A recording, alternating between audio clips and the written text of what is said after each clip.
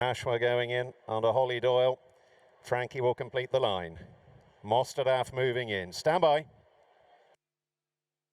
They're all in. They're off. The four superstars break from the stalls. Nashwa in no great haste, restrained. The Foxes drops out in last place, and Mostahdaf bounces out with an advantage of a couple of lengths, leading Paddington through the first furlong of the £1 million Group 1 Juddmonte International. Frankie in front and with an uncontested lead early on. And it's single file stuff with Paddington in Ryan Moore's hands taking the trail in second. Nashwa racing in third under Holly Doyle and the Foxes, and Oisin Murphy looking on last of the quartet. At around about 36, 37 miles an hour, they move down towards the final 7 furlongs. So Frankie glancing in behind aboard Mostahdaf. He's got a lead now of 3 lengths or so.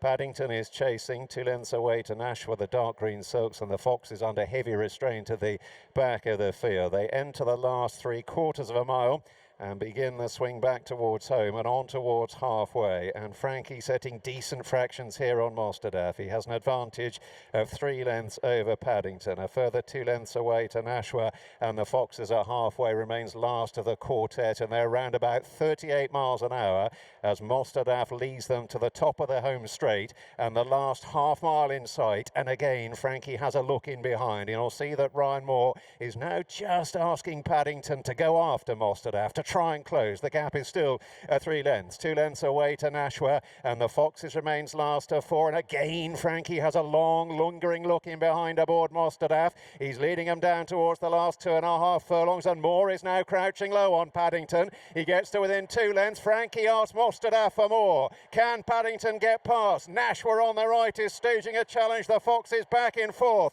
Mostahdaf on down towards the last furlong. Paddington, though, pressing hard under the Moore drive.